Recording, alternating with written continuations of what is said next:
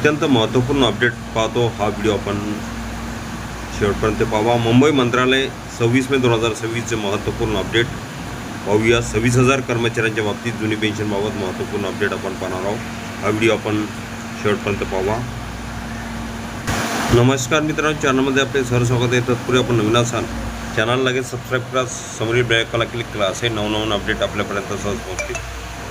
26,000 कर्मचारी 2005 पूर्वी नियुक्त विनाअनुदानित अंशतः अनुदानित कर्मचाऱ्यांच्या जुनी पेन्शन मागणीला नवे बळ। मुख्यमंत्र्यांकडून कारवाईचे निर्देश।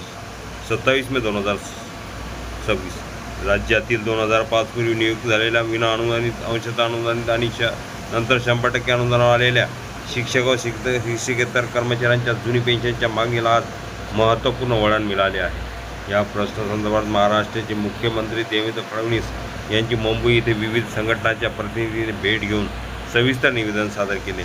या निवेदनाची दखल घेत मुख्यमंत्र्यांनी संबंधित विभागांना आवश्यक कारवाई करण्याबाबत निर्देश दिल्याची माहिती समोर आली आहे। राज्यातील हजारो शिक्षक व शिक्षकेतर कर्मचारी अनेक वर्षापासून जुनी पेन्शन योजना लागू करण्यासाठी पाठपुरावा करत आहेत।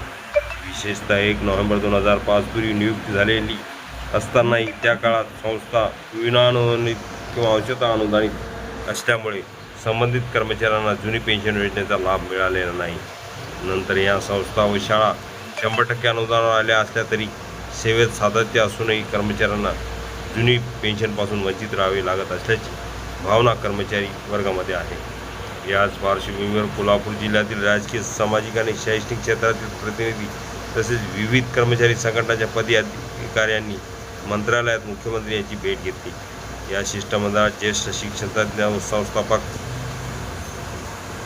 विजय सिंग माने, समित कदम, मुख्याध्यापक संघ कोल्हापूर, जुनी पेन्शन कोअर कमिटी महाराष्ट्र राज्य तसेच महाराष्ट्र राज्य विनाअनुदानित शाळा कृती समितीचे प्रतिनिधी सहभागी झाले होते। बैठकीदरम्यान प्रतिनिधींनी 1982च्या जुन्या पेन्शन योजनेचा लाभ 2005 पूर्वी नियुक्त झालेल्या सर्व पात्र शिक्षक शिक्षकेतर कर्मचाऱ्यांना देण्याची मागणी केली। त्यांनी या संदर्भात न्याय व सेवा सातत्य, नियुक्ती दिनांक आणि आर्थिक बाबीचा सविस्तर आढावा मुख्यमंत्र्यांसमोर मांडला। निवेदनातील मुद्द्याची दखल घेत मुख्यमंत्र्यांनी संबंधित प्रशासनाला आवश्यक ती कारवाई करण्याबाबत इशारा दिल्याचे सांगण्यात आले।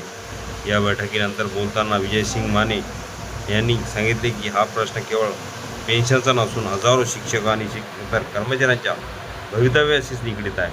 शासन स्तरावर या विषयाचा सकारात्मक विचार व्हावा यासाठी शालेय शिक्षण विभागाकडे सातत्याने पाठपुरावा केला जाईल। संबंधित कर्मचाऱ्यांना न्याय मिळवून देण्यासाठी संघटनांच्या माध्यमातून प्रयत्न सुरू राहील असे त्यांनी स्पष्ट केले। मुख्यमंत्र्यांनी दिलेल्या निर्देशामुळे राज्यातील शिक्षक आणि शिक्षकेतर कर्मचारी वर्गामध्ये आशावादाचे वातावरण निर्माण झाले आहे।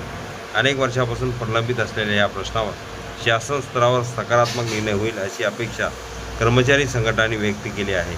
विशेषतः विनाअनुदानित व अंशतः अनुदानित शाळांमधून सेवा सुरू करून नंतर अनुदानित सेवेत समावेश झालेल्या कर्मचाऱ्यांसाठी हा विषय अत्यंत महत्त्वाचा मानला जात आहे।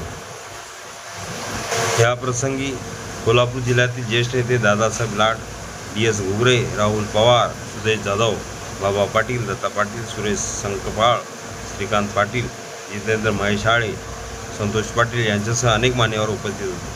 शिक्षक व शिक्षकेतर कर्मचाऱ्यांच्या अपेक्षा वाढल्या।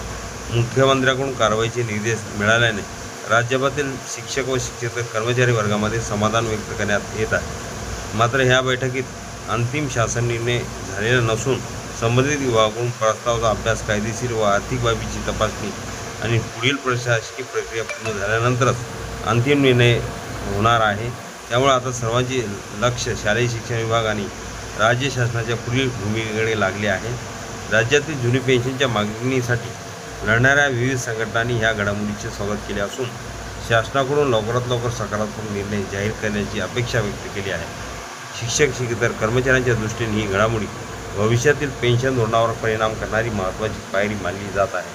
हा व्हिडिओ उपयोगी वाटला असेल तर लाईक, शेअर आणि अखिल तामसर क्लासेस चॅनलला लाईक करा, सबस्क्राईब करा, मित्रांना शेअर करायला विसरू नका। असे नवनवीन अपडेट आपल्यापर्यंत सहज पोहोचतील।